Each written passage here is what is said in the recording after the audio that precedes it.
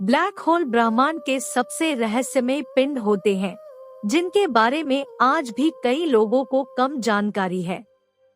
प्रचलित धारणाओं के मुताबिक ये बहुत बड़े आकार के होते हैं, लेकिन सच तो यह है कि इनमें से अधिकांश पिंडों का आकार छोटा और चुस्त किस्म का होता है।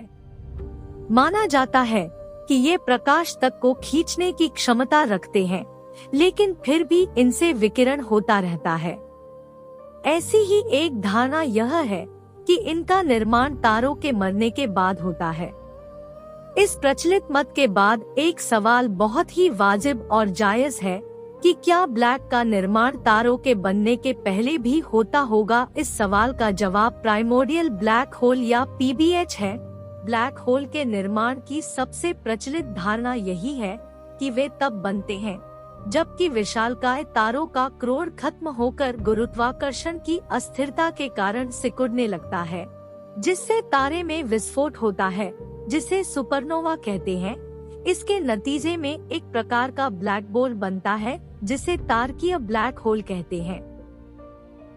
ब्लैक बनने के कई तरीके, लेकिन इनके अलावा भी एक प्रकार के ब्लैक होल होते हैं जिन्हें सुपरमासिव ब्लैक होल कहते हैं, जो गैलेक्सी के केंद्र में पाए जाते हैं। इनका निर्माण कैसे होता है इसकी पुष्टि नहीं हुई है, लेकिन वैज्ञानिकों का अनुमान है कि ये गैलेक्सी के साथ ही बने होंगे। लेकिन वैज्ञानिकों का मानना है कि सैद्धांतिक तौर पर और भी तरीके हो सकते हैं जिनसे ब्लैक होल का निर्माण हो सकता है। इनमें से एक है primordial black hole. Primordial black hole ही वे ब्लैक है जो ब्रह्मांड के निर्माण के समय तारों के बनने से भी पहले बने होंगे। तारकीय ब्लैक होल के निर्माण के दौरान तारे का क्रोड संकुचित होता है, तो एक सीमा से ज्यादा संकुचित होने के बाद भी वह संकुचन रुकता नहीं है। इस सीमा को टोलामन ओपनहाइमर वोल्कोफ लिमिट कहते हैं।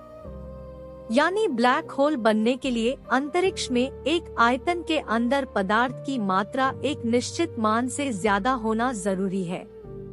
तारों के क्रोड के अलावा भी कई जगहें ऐसी हो सकती हैं। यही पीबीएच की संभावना पैदा होती है। बिग बैंग के होने की करीब 10-43 सेकंड बाद से इस बात की संभावनाएं बनने लगी होंगी जो कि पीबीएच के निर्माण के अनुकूल रही होंगी। स्टीफन हॉकिंग और मैक्सिम क्लोपोव सहित बहुत से भौतिकविदों ने पीबीएच के निर्माण की प्रणाली की तलाश बड़ी गंभीरता से की है। इनमें से कुछ को density inhomogeneities, collapse of cosmic string और डेवलपमेंट ऑफ ग्रेविटेशन इंस्टेबिलिटीज कहा जाता है। माना जाता है कि सभी पीबीएच हॉकिंग विकिरण की वजह से बहुत ही धीमी गति से अंततः मर जाएंगे। अध्ययन दर्शाते हैं कि 1015 ग्राम से कम भार के पीबीएच बिग बैंग के तुरंत बाद बने होंगे, लेकिन इन्होंने ब्रह्मांड में बैकग्राउंड गामा विकिरण, कॉस्मिक किरणों में एंटीमैटर और अचानक होने वाले छोटे गामा विकिरण प्रस्फोट जैसे अपने निशान जरूर छोड़े होंगे। वहीं 1015 ग्राम से अधिक भार वाले ब्लैक होल भी बहुत ही धीमी गति से सही लेकिन हॉकिंग विकिरण जरूर छोड़ते होंगे और वे ही सुपरमासिव ब्लैक होल के बीज रहे होंगे।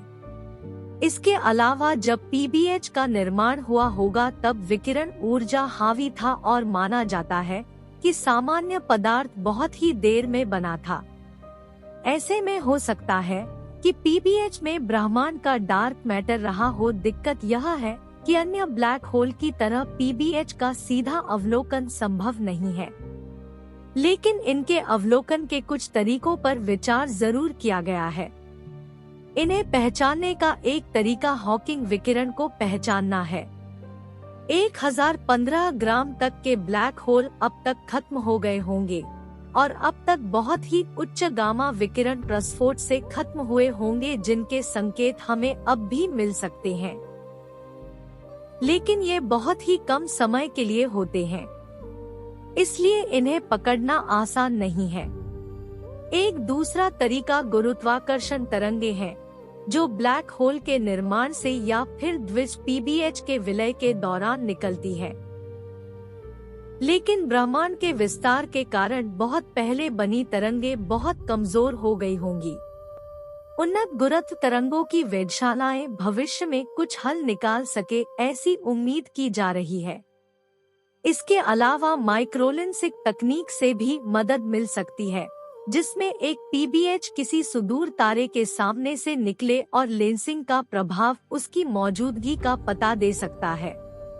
पीबीएच की पहेली ब्रह्मांड की उत्पत्ति और इतिहास की कई गुत्थियां सुलझा सकती है, लेकिन वैज्ञानिकों को पूरा विश्वास है कि ये ब्लैक होल तारों से पहले ही बन गए होंगे। तो आज के लिए इतना ही, फिर मिलेंगे नेक्स्ट वीडियो में।